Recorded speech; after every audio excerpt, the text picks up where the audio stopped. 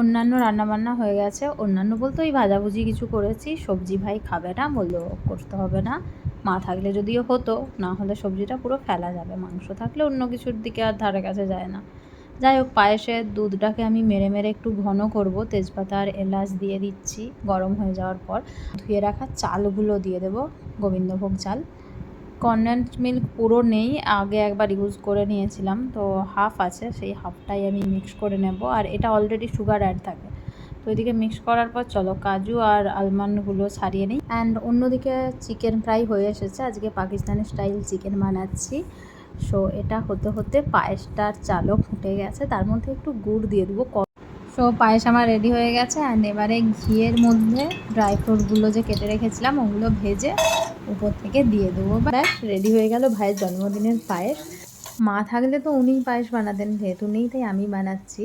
আর আমাদের এই স্পেশাল দিনে যতই কেক কাটি যাই করি, পায়েসটা না হলে ঠিক অসম্পূর্ণ রয়ে যায়, কারণ আমি এখন ফিল করি আমার মায়ের হাতের পায়েস পায় না আমার জন্মদিনে। স্যালাড কাটা হয়ে গেছে, এবার আমটা কাটবো। সো ভাইকে খেতে দিয়ে দিয়েছি। আর 3 রকম ভাজা করেছি, মাংস, পায়েস, স্যালাড, কারণ সবজিও করিনি। বাড়িতে সবজি খাওয়ার মানুষটি এখন নেই, মানে মা নেই, উনি মুম্বাই গিয়েছেন। অ্যান্ড আম আছে বলে ভাই বললো আমি আর চাটনি খাবো না।